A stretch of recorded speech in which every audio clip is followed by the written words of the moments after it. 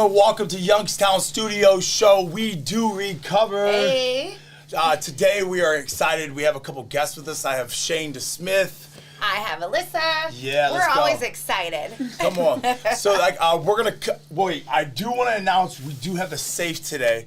Call in. We have a 3-digit code. We have $900 and... $900. Cash money is in there. And some AirPod Pros. I mean, that's like $1,200 worth. Come on now. We're talking... There's stacks in there for real. Call in. It's 330-595-1600. And ask a question. Guess the code.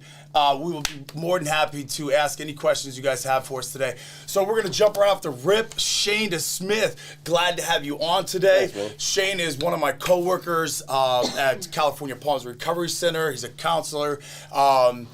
So I'm going to start off right off the rip. What got you started in your addiction? When did you realize you were an addict? I think, thanks for having me first and foremost. I think at the beginning, like in my family, drugs and alcohol were always acceptable. Like it was just, I mean, that's what my family did. So, I just grew up to sort of like that lifestyle, that was like, once I got old enough, I could sort of drink with mom or I could, party with the uncles or whatever. So that was just something I sort of looked forward to, like, as I was growing up, there was never no drug talks or alcohol talks or nothing like that. And, by the age of 15, I was an everyday drinker. That lasted till about 20 years old, and then, the drinking every day caused my ambitions to lower, caused me to do things that I probably usually wouldn't have normally done. One of them things being crack cocaine. And, when the crack cocaine was introduced to me, it went downhill from there. And, just real quick, and I usually share this to try to spread some hope and not to boast or brag, but what that did for me is in the next 10 years, I accumulated 72 charges, 29 convictions, 2 prison numbers, multi-state, high-risk offender. Like, my whole adult life was spent incarcerated. So, and I didn't think there would ever be another way. I just figured I'd be an addict till the day I died, and that's just what it was. And I got to the point where, I'd never been suicidal in my whole, 17-year drug journey. And I got to the point one day where I had a wife and kids at the time. And what I thought to myself was, I'm just going to blow my head off and they'll be better off without me. Wow. And when I got that thought, I think God gave me like a moment of clarity. Like, just for 1 second, I seen the truth and was like, oh my goodness, I need help, man. And I got a hold of somebody. I had got a number through somebody somewhere at some point in time, and I called this person, and they gave me a number to a treatment center. And I just knew the day I walked into detox that if I didn't give it 100%, everything I had, I didn't know how to live, so I was just going to do whatever they told me to do. So I started doing that. It wasn't easy at first. It was tough, but every day that I made it through without drinking or using it really gave me some hope, and it made me feel like I could maybe possibly be a different person. And then, the day started up, and I look back on it now, my sobriety date was February 6th of 2016, so I have a little bit over 5 years sober. Yeah. And that's all by the grace of God, It was nothing I did. I took suggestions from guys who had been through the same thing I'd been through and made it to the other side, and I just did what they told me to do. So grateful to be here today, man, and just super honored. That's awesome, Isn't bro. it Proud awesome, those moments of clarity, even in the midst of it, yeah, even in the dark moments, even in all the insanity and stuff that's going on, there's still those really small moments of clarity. Like you heard the voice and you were like, that ain't right. Yeah. That's not right. Thank God to have those small moments in the midst of it, because some people don't. The craziest thing too, I swear to goodness, it was like my whole life. Like they say, before you die, your whole life, my whole life, in a split second, my whole life, I just, everything condensed into, and I knew, oh my goodness, I'm about to do something irreversible, you know? Yeah. Yeah. Yeah, wow, that's powerful right there. Yeah. We could do a whole show just going there. Right, but we unfortunately can't do that today, but we might have come back on. I know we have someone else here with an extremely powerful story. Yes. And I would love to hear just in a recap what you've been through and how you got to where you're at today. Yes, absolutely. So for me, throughout my going to treatment and everything that had happened to me, it took me going through that to realize, before the drug addiction, I have addiction through my entire family, but the addiction before the addiction was proving I'm not going to be my family, right? I'm not going to be just another statistic, or that ain't me. You know, I got this. Right. I'm not an addict. So here I was always, you know, trying to prove myself my whole life. Getting the degree, getting the house, getting the good jobs, just trying to always like be the best person I could be. I never did any drugs growing up, and I didn't even smoke cigarettes, anything like that. And then, you know, I met my husband, and he had 13 years of sobriety. Yeah. And he never worked a program or anything, but he did have 13 years under his belt. And then he crushed his finger, and he had to have surgery, and they had to put 6 pins in it. So prescribing the opioids, of course, you know how that goes. And, you know, I used to say I could never see that person because I didn't know that person. Yeah. And I didn't see that addiction face to face. Even though it was through my family, I didn't face it directly. You know what I mean?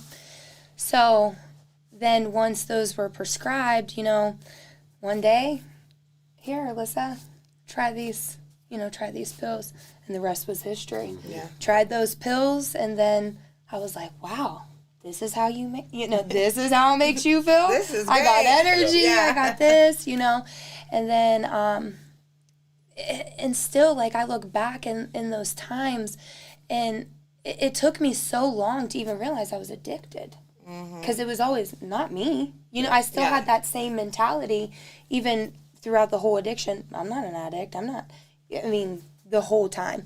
So, you know how it goes. One thing after another, just kept progressing.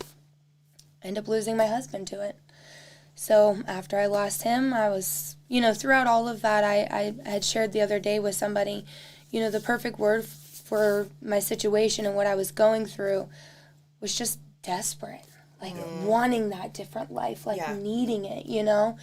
Because when you're in it, it's just so miserable. Yeah. You know, like just being so sick and tired of being sick and can't do it anymore. And I was desperate for that change. But I also carried all that guilt and shame. I can't say I'm an addict. Right. You know, and even though you know everybody knows you're lying, but there's that addiction, like, you're not an addict, you got this. Right. So for me, I just was, you know, I surrender. I got to change my life, and that's what I've done, and I'm really proud of myself, and I know that God has led me to where I am. He continues to lead me to where I go, and I'm super grateful to be here. Honored that you guys asked me, so thank you. Now, your clean date has something, like, incredibly sentimental tied to it. Yes. Your clean date is your husband's death date.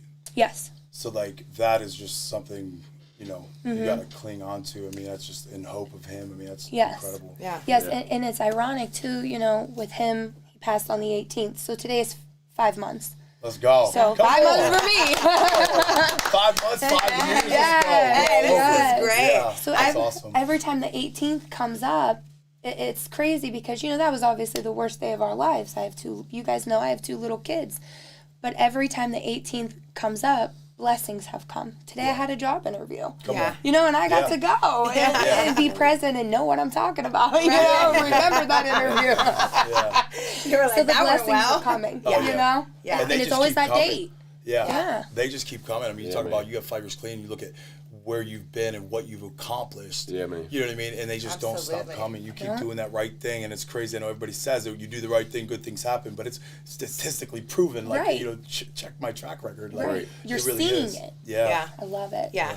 That's awesome. The longer you stay in position, the more things that keep coming, and it just, like, keeps getting better. And then when you think, like, okay, this is it, more stuff just keeps coming. Right. You know? And that's the biggest thing is, like, they say a man with no vision is dead, right? So, like, you have these goals, you have these dreams and ambitions, but once you reach those, then what?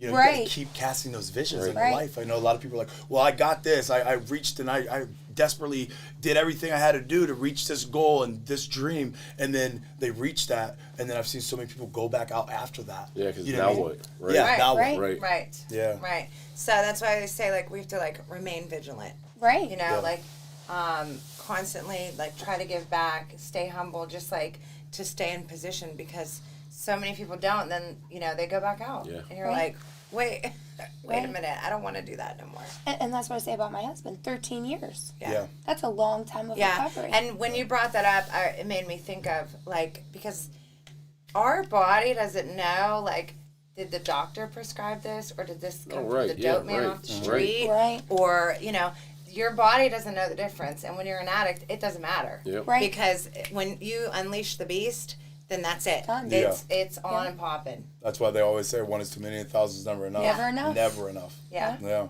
Yeah. So we're gonna. I posted this on earlier, and we had several people message in with questions. I'm gonna throw the first question at Shane.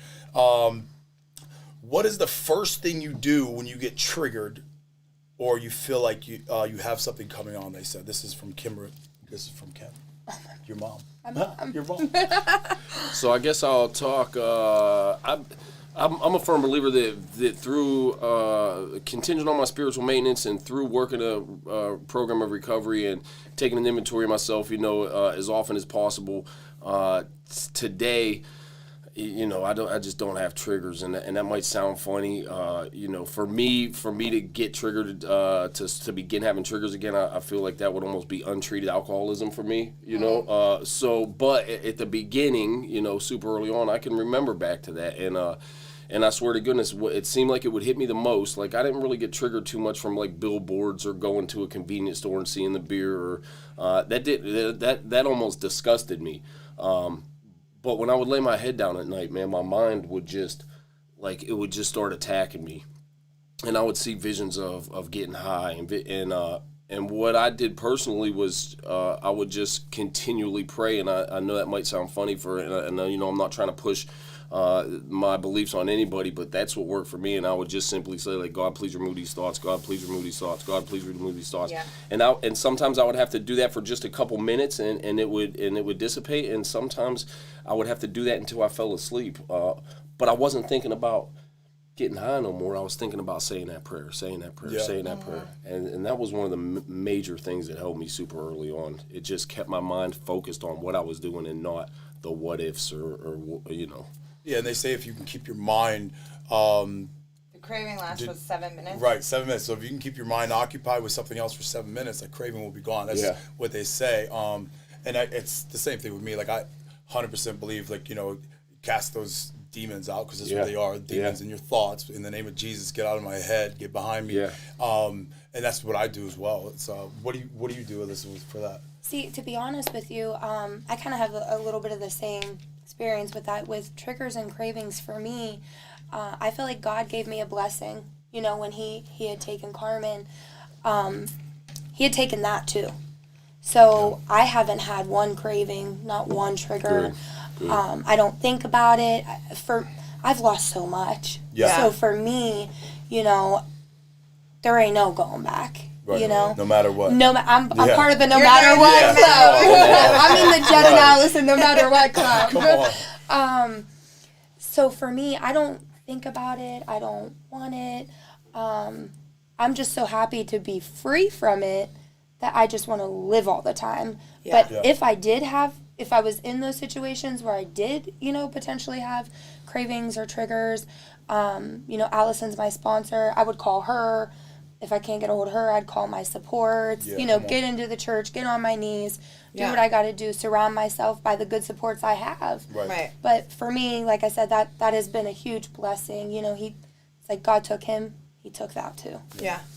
And I think, too, when you talked about, like, desperation and stuff, I think that, all of us, when you come in and you're, like, so desperate, like, and you have, like, you're just done. Like, that's it. Like, we're done. And we talk about that, too, like, the gift of desperation, like G-O-D. Yes. And the other part, too, is, like, well, the desperation's only a gift if I respond appropriately to it, right? Because if I don't, because I've been desperate and stuff, but it wasn't a gift at the time. But when you receive it like that, and you're like, listen, this has been a gift, and this is where I want to be, and I'm just going to pray about it. I'm just going to, then, like, you set yourself up for success. Right. You continue to look forward to, like, the next day, and I can always do better as long as I don't pick up. Right. As long as I don't pick up, it can always get better. Yeah. Then if I'm having a problem now and I add dope into the equation, it's only going to get worse, you know. Right. I ain't never seen it get Right. better. I've never seen the problem go away. Or people are like, still there. Come back into rehab and be like, yo, it was great out there, bro. Like, I don't know why you're here. Y'all should money. leave Right. now. Right.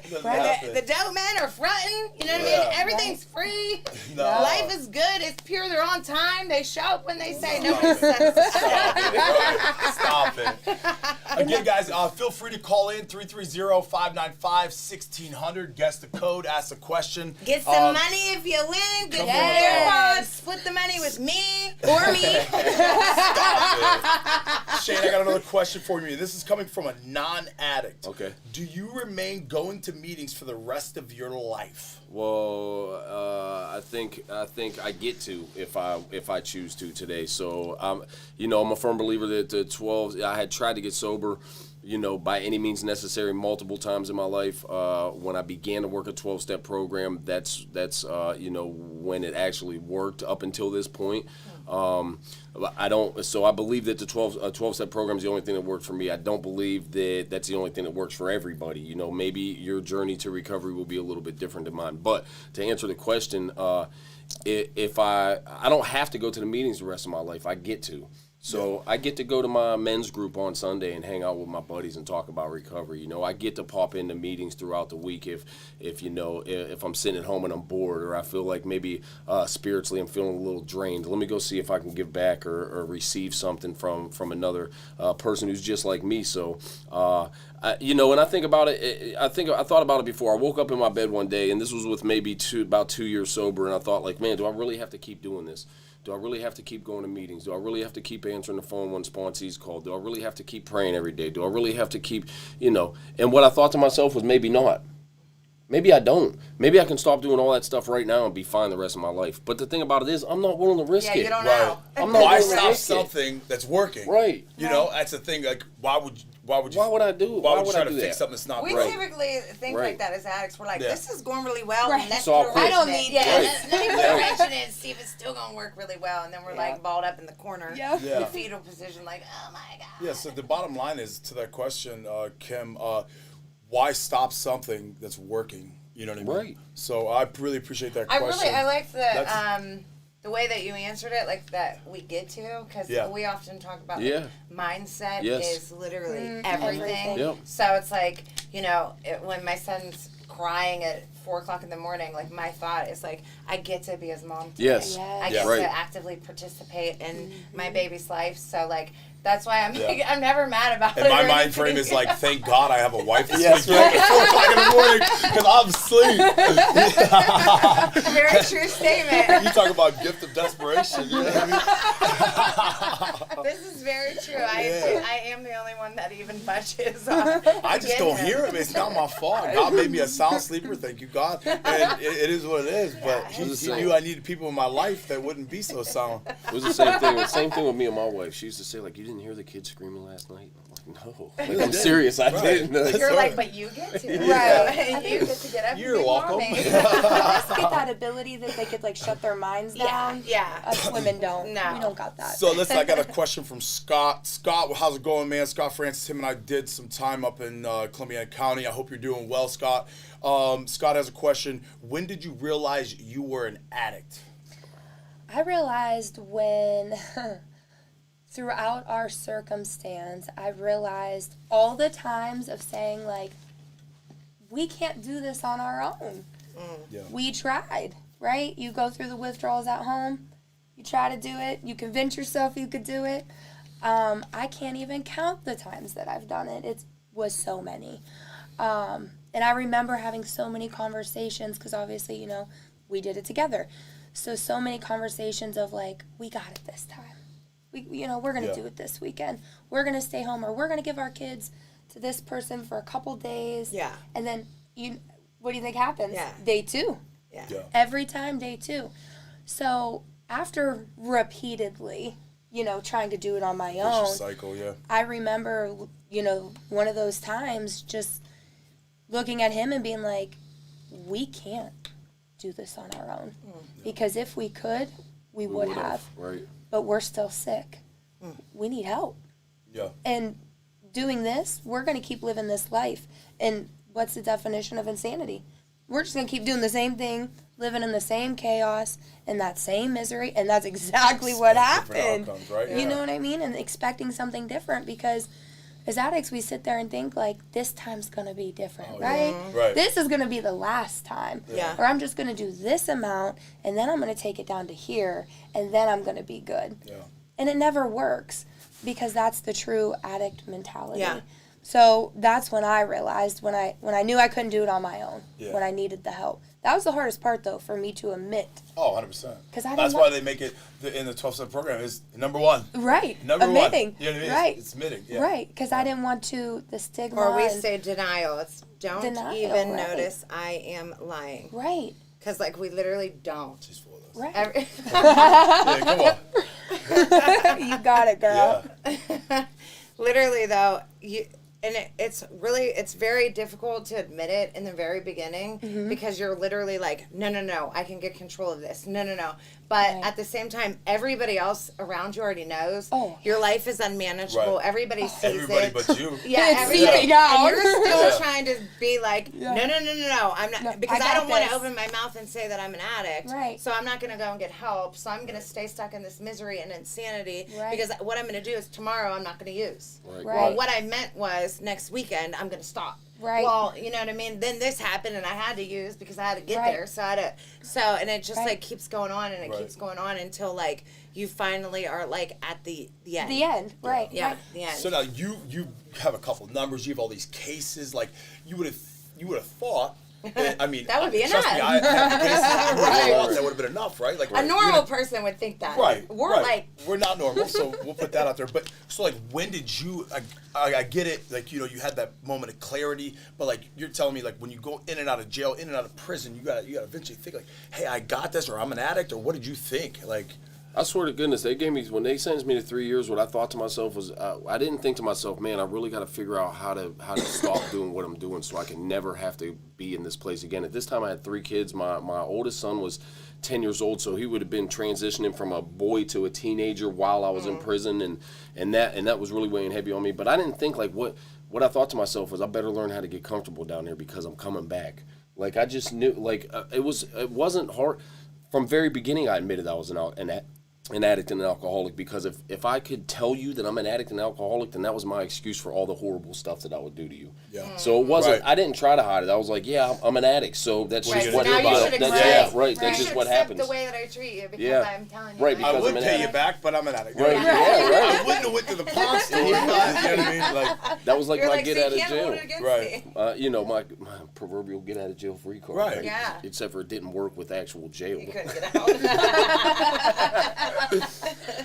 I mean, I think too that like, and I talked about this on the last show too, that people don't realize that nobody was like, I can't wait to grow up and be an addict. Right. You know, Right. like nobody did that. Like you said, Nobody. when you first start, you're like, this is great. This I is got fun. energy. I could do this. Yeah. And then before you know it, you literally physically need it, and you didn't mean for it to get to that point. You Right. know, you didn't Right. mean for it to become yeah, like no a one took physical that first one and was dependency. like, yes, I'm going to be an Yeah, addict. Right, Ready, this ready is for the gonna race. be Let's see who great. gets I can't addicted wait. first. I'm gonna Yeah. be the best junkie there is. Like Right. nobody said that. Right.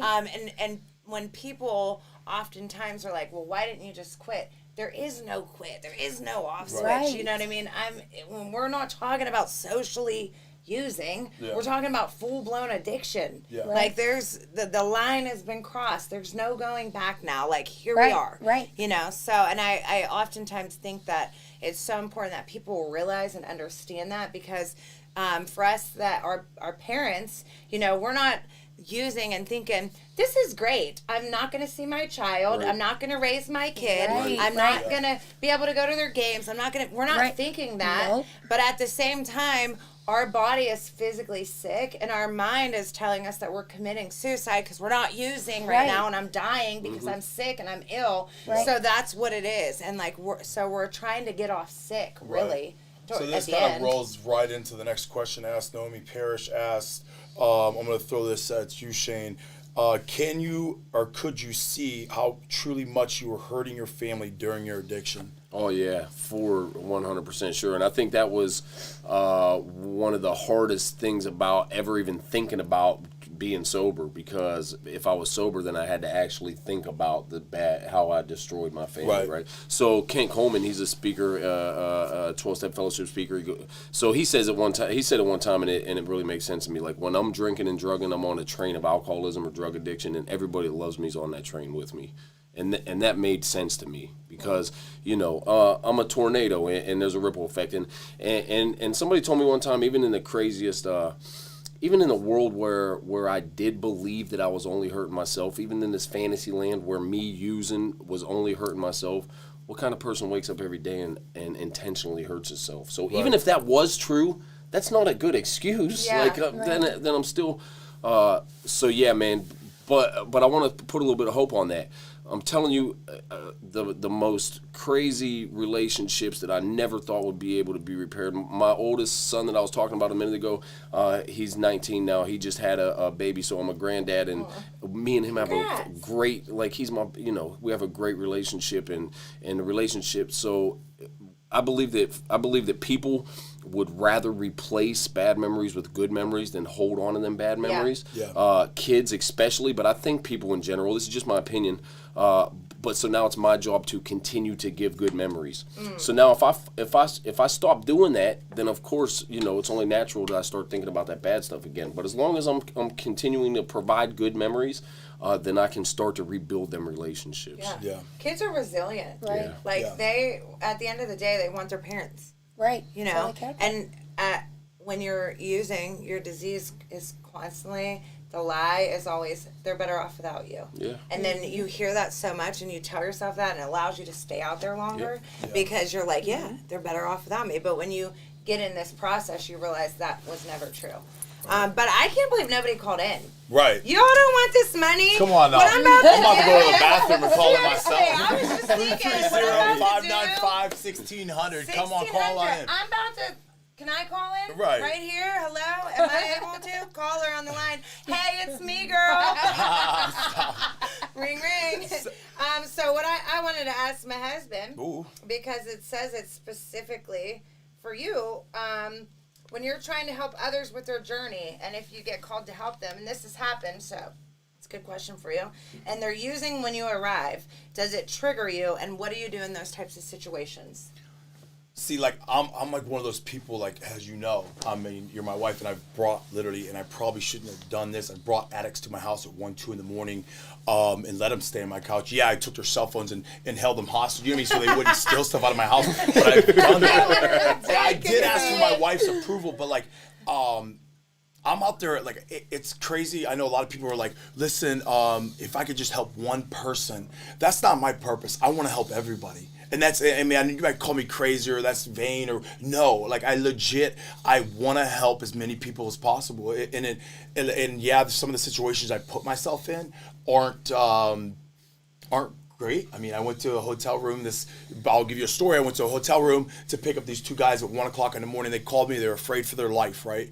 And they said that they were in a hotel room with this drug dealer who had a gun, that they couldn't go back up to the hotel room. So I asked my wife, I was like, hey, can I go pick up these guys? I didn't tell him he had a gun yet. I think I was 9 months pregnant. Yeah, so I go up to the hotel room. I get the room key card from one of the guys, and I go in the hotel room, walk in the door, grab the guy's gun, grab all the guys' things, and then I give the guy his gun back after I unloaded the chamber. And I was like, listen, I don't want any problems. I'm getting these guys the help they need. And he was really cool with it, but he was bugging out. And yeah, I put myself in those situations, and now that I look back, it might have been pretty dumb. But today, to see where these 2 addicts are at in their recovery, it kind of gives me fulfillment back. It's you know what, this was for a purpose. God had a divine intervention with this guy, because he did have a gun, and I barged in there I don't know, I don't know what I was thinking, and I put myself in those situations. And you say, the question asked if does it trigger me?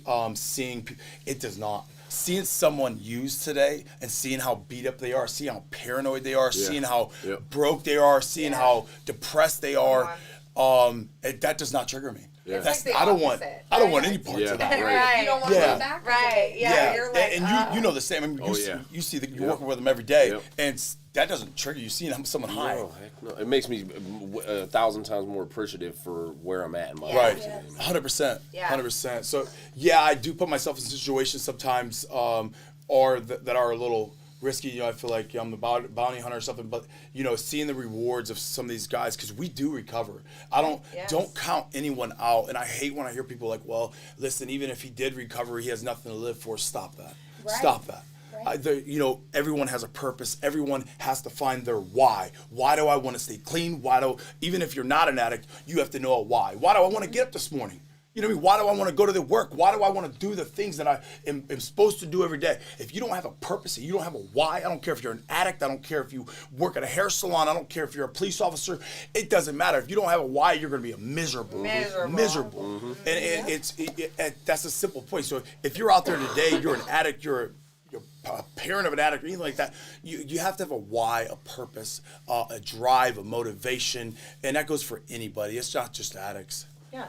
What do you think, Alyssa, it is, because you're still early in recovery, you're still considered early in recovery. Now you have 2 children that you have to raise on your own. What is that like? Is it overwhelming? Is it, you know, what is that like? Like a day in the life of early recovery? Yeah, and this question's coming over my dude over here in the Brady Bunch next. Okay. Come So on. you got time to prepare over there. You can think about it.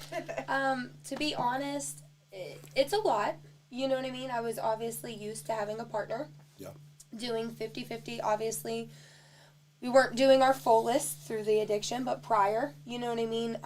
I had, had a partner that I didn't have to wait on hand and foot. So I'm washing the kids, bathing the kids. He's dressing the kids. So now that I'm, not using drugs and now I don't have him for any help at all and I'm doing it all on my own, he used to say he wanted more and I'm like, I don't want outnumbered. And now I'm outnumbered, right? Yeah. So, there's days where, man, it's a lot. It's a lot. I give so much kudos to all you single mamas because it is hard. It is a lot of work. But even on my worst days, I say this all the time, when they're fighting and they're screaming and I can't get them to listen or just giving me a rough time, I have to remind myself, but you get to be here, Alyssa. Yeah. You get to... even the grief, like going through everything, like there were days when all this happened where I'd be like, I came into treatment and I'm like, I lost him, I lost my job, I lost my house, and I'm like, what do I have to offer? I lost it all. And a counselor looked at me one day and he said, you have everything. I'm like, what? He's like, you got air in your lungs, don't you? He's like, you got to change your perspective. So that's what I did. So now on my worst days with them kids, when they're driving me mad, and I'm like, I want to punch Carmen. I'm like, yelling at him in the car. I'm like, but you know what? Who's going to fill these shoes like their mother? Right. I'm the only one that's going to fill their shoes like this. And there ain't no love in the world like a mother or father. So for me, when they're driving me absolutely crazy, I'm like, but Alyssa, you get to help them grieve. Yeah. You get to find them a new home. I chase my daughter off the bus every day. And we have so much fun. And I'm like, and you get to do that. Yeah. You know what I mean? So even when it's so difficult, life is so much, it's so beautiful in recovery. Yeah. That I just find gratitude and appreciation in everything, even when I am exhausted. Nice. And there's days I'm exhausted. Right. What about you, Shane? I thank goodness, dude, for my wife because she's amazing. I mean, Wife, shout out. I'm telling you. Yeah. I mean, what happened? I got a divorce in early recovery, and with a couple years clean, I got remarried, and she's literally my best friend, and we had 2 babies in the same year. So we had our son on February 2nd, and then 10 months. That's later, what I'm trying to do. December 2nd. That's what I did. So they're little, but she took charge, man. She's like the greatest mom ever, dude. Like, and so she, and right now, with childcare, we would actually lose money if our kids went to daycare and my wife went back to work. So she worked all through her, her whole life. And for the last couple of years, she's been a stay-at-home mom, and she's adapted really well to that. And like, I don't know. I mean, I get to basically be the cool dad. I come home from work, get to play with them for a little bit, and then like, you know what I mean? Right. So, but thank goodness for that. I mean, it's definitely watching my little babies now compared to my little babies when I was in active alcoholism or drug addiction. Like, I literally cannot believe how much I missed of their, because I always thought like I'm there. Yeah, I get high, but I'm there with my kids. So physically, I was there. Mentally, man, I couldn't have been further away. So, like, watching my son and my daughter today, like, grow up and get personalities and, like, do things, I'm like, I've never seen this in my other kids. So it's almost, to an extent, like, almost like I'm a new dad, like, which is sort of crazy. And I'm not taking anything away from my other, 3 kids. I love them dearly, but they're, they were older. Yeah, I missed major parts, man. Yeah. So I can relate, so I get that. It's not too exhausting for me. Yeah. How do you begin the process of forgiving yourself?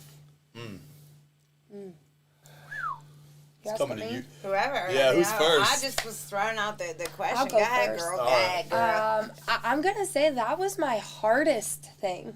Like, the hardest thing I dealt with, because when I went into treatment, I was full of guilt and shame, like, horribly. Because when we're in our addiction, I was just having this conversation the other day. When people say, why can't you quit for your kids? Or why weren't your kids enough? When you're going through that addiction, your judgment's clouded, man. Yep. You're not thinking how this is going to affect my child tomorrow or the next day. You're thinking of, how am I going to get out of bed because I'm so sick I can't move? That's what you're thinking of, and that's the only thought. But as soon as those drugs are gone, all that comes back, and then you're thinking back of everything you did and you didn't do, and all those cares come back to you, and that's exactly what happened to me. So then I'm sitting there like, wow, my kids don't have their dad now, because of your guys' poor choices, and that was hard for me. That was very hard for me. So throughout, when I was going to detox, my brother said to me I was going for the 7 days, and that was easy for me. I'm like, yeah, no problem, I'll go. I surrender. Right. And he's like, that ain't enough. You need to go 30. And then that little, addiction saying, you don't need that. You need to be with your kids. But those 30 days, I needed emotionally, because that was the best thing that ever happened to me. Because even though my kids were grieving, that gave me 30 days to work through that guilt, that shame, to know, like, this is where you need to be. Like, this is a privilege. It's not a right. You get to be in this seat every day, and you get to work on yourself. So those 30 days, I just was like, you know what? What I came in here with, I am not leaving with. I'm leaving all this out the door.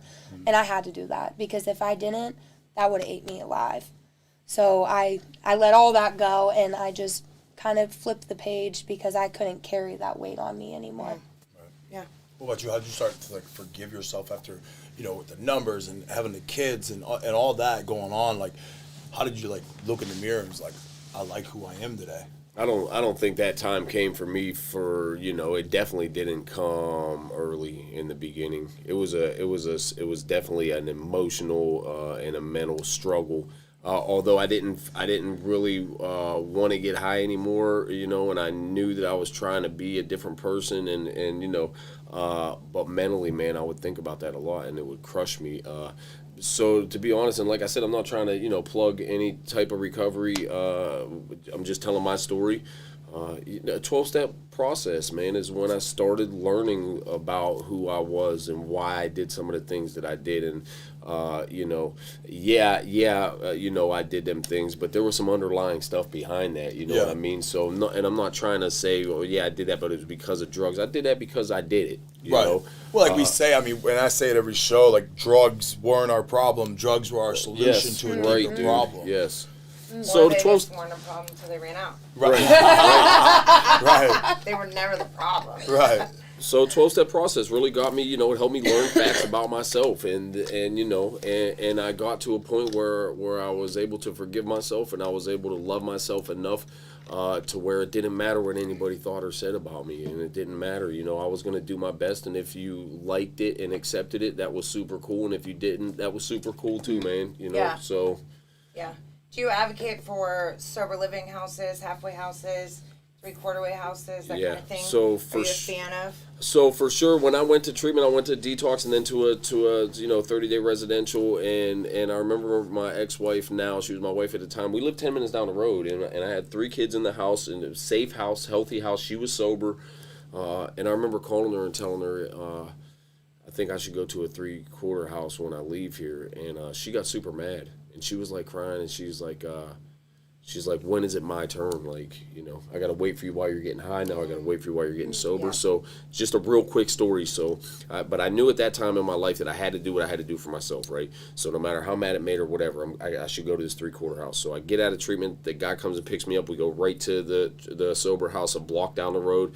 My house is 10 minutes away. I get there. The house manager goes, "Hey, Shane, we know your wife. We know she's in recovery. We know you got some kids. If she wants to come get you for a couple hours, you can go home. When you come back, we'll drug screen you, and then we'll put you on blackout. But you can go see your kids and stuff for a couple hours." And I said, "Oh, sweet." I called her up. She came and got me. We drove back to the house. I was home for about 20 minutes, and I said, "You got to take me back." And there was nothing crazy going on. There was nobody using. I just couldn't. Yeah. Like, I was like a wolf. Like, I didn't know what to do with my hands.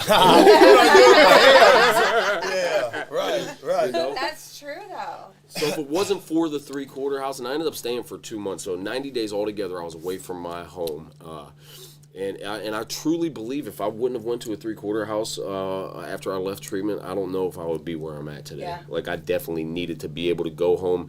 You know, next time I went home, I was able to stay a little bit longer. Next time after that, I was able to stay a little bit longer, and I was able to get comfortable walking into my house before I was just put in my house, if that makes sense. Right. Yeah, because and too, when you get bored, like for an addict, like Yeah. well, like I guess I should just use. Right. Yeah. And in the very beginning, so like you said, you just knew I just got to get out of here. Yeah. I just shouldn't be here. It's crazy today because like my brother and people in my family and friends and stuff are like, "Man, you just need to chill." I'm like, "Listen, I don't need board time. I don't, you know what I mean? I have to occupy my time Yeah. until, you know, I'm ready to fall asleep." When I sit there and I'm just like by myself, like, you know what I mean? Those idle thoughts start coming in or anything, you know what I mean? Yeah. But when I keep myself busy on a daily basis, I have my schedule and I'm running, I'm here or there or there. Right. I don't even get a chance to think about anything pertaining to relapse or overlaps or whatever you want to call it. Like, it just doesn't come to my mind because I'm so busy. I keep my mind on other things. Yeah. Right. Yeah. It's funny you say that too, because my mom said to me the one day, she was like, "Alyssa, all you do is run.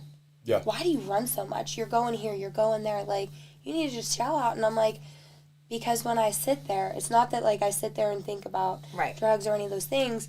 What do you think I do when I sit there alone? Start thinking about the grief in my situation of Carmen and the kids, and then I start feeling bad, and I'm like, I have to stay busy.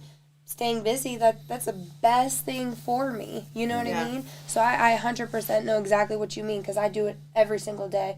I'm like, I like find things to do every day. Take my kids to the park, go to a meeting, go here. Take my kids to meetings. You guys Right. know that. But that's what I do too. Yeah. So we have Frank Cavelli asked, he said, "Where can you go as an addict to get help today? If someone needed help, what would you say to someone who is struggling, someone who is desperate, someone's broken, they don't know who to call, they don't know where to go?" That goes for an addict or a family member who's trying to reach out for an addict. What would you say to that person or family member today? For an addict that would desperately need help right Yeah. now, I got number. I could promise you, I'll have you in treatment in an hour. So, Yeah. I mean, Come on. if you're serious, I Right. mean, you know what I'm saying? Like, Yeah. Or if, you know, maybe you're not that bad. You See, know. we all laughed at that, Yeah. but like normal people are like, "What was funny Right. about that?" Yeah. Or the addict that's watching that's not that bad was like, "What's that mean?" right. Right. I'm So- not that bad. You know, if you're not that bad, you know, there's, I mean, I'll come and talk to you. You know what I Right. mean? And there's 1,000 people just like me. Yeah. So, you know, I'll come and get you. We'll go to a meeting or something. I'll introduce you to some solid guys, and Family members is the same thing. I mean, there's not necessarily the same thing, but there's meeting for family members too, man, and it teaches you how to get support. There's a help. What is it? 888. Do you know the Youngstown? It's a number you can call. I don't know it.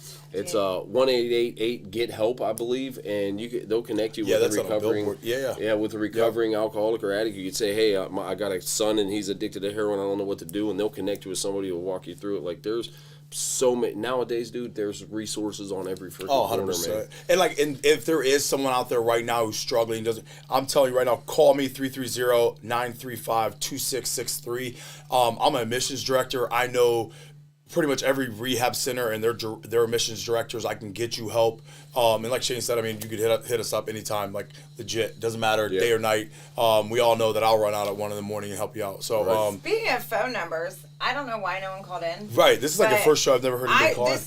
This is what it is. Y'all just don't need money. Right. What's really going on around here? Yeah, they come just on. don't need no money. So what's the number? 330-595-1600. You got a few minutes. You got 3 minutes left. This hour flew by. You better hurry up and call in. Yeah. Wow. So there was this question. Do you think recovering addicts still have the mentality of an addict? Not at all. Sorry, I don't know. I don't believe so. I don't believe my mentality is the mentality of an addict today. Like I'm a genuinely good person. I removed all that stuff from me by the help of my higher power and the people. I removed that stuff that wasn't me, man, and I'm a good person today. Yeah.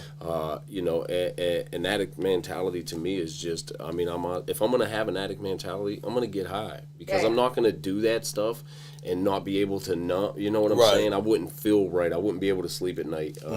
So, I mean, I don't believe so, man. I think maybe I have a different mentality than I would have if I would have never been an addict, but definitely not an addict mentality. Yeah, because it is true. Like, the longer that we sit here, there's, like, it's like layers of an onion that, like, just keep getting peeled off, and you find out more things and stuff. And from my own personal experience, you know, addicts are like the most compassionate because like we've been there. We're the least judgmental, you know, like, and you were talking about this earlier, like we're not in charge of when someone comes in and they ain't doing what we think that they need to be doing. We're not like, you're not going to make it, you know. Right. We don't tell you that because like we don't know, you know, we're not the judge. People didn't think we were going to make it. And here we are sitting here blessed and, you know what I mean, clean time and babies and all this stuff. Yeah. And people didn't think that we were going to make it out either. But it's not for us to judge or to say so. So, like, the longer that we sit here, the more that, you know, things keep happening. And we find out more things about ourselves because when you first come in, they're like, what do you like? And you're like, yeah, I don't know. I like drugs, you know. Yeah, right. I don't know. That's all I've known is finding ways and means to get more. And the next one for so long that I no longer know. I've lost my identity. I don't know who I am anymore. So you have to sit here and like find those things out. But yeah, like your whole mentality and who you are as a person changes. Yeah. You know, the character defects and things like that. We start to let go of some things. Yeah, and our look. So, like, listen, last show, I had somebody, like, after the show, they're like, listen, Jed, why do you get such good-looking people to come on the show? I'm like, what do you, like, I was like, really? I was like, what do you think recovering addicts look like? Do they look like hobos sitting on the street? Like, and I kind of, it was funny, but then I sat back and I listened to the question, I was like, you get all these good-looking people to come in your show. I was like, what do you really think an addict looks like? Do you think we're all missing our teeth and we're all like sitting in bum clothes? You know, we're all. It's a stigma. It really is. It is. Yeah. Because you know, bottom line is we do recover, and we're just living proof of it here. Recovery is real. I really thank you, Alyssa. I thank you, Shane, for coming in. It was awesome, bro. I'm proud of you. Listen, we will be back. Feel free to tune in. Listen, callers, you better call in and get this money. I know Joe has a show up next. They're going to call in on Joe's show and get the money. Y'all's going to be big. I'm calling in on Joe's show. We're calling thank you all for listening. Take care. We'll hear you next time. Bye-bye. Bye. Thank you for listening to this show on Youngstown Studio. If you like our programming, we invite you to subscribe to our YouTube channel, follow our Facebook page, or subscribe to your favorite podcast platform like iTunes or Spotify. This is original Youngstown content, and we would appreciate you sharing the videos and the word about us. Thank you.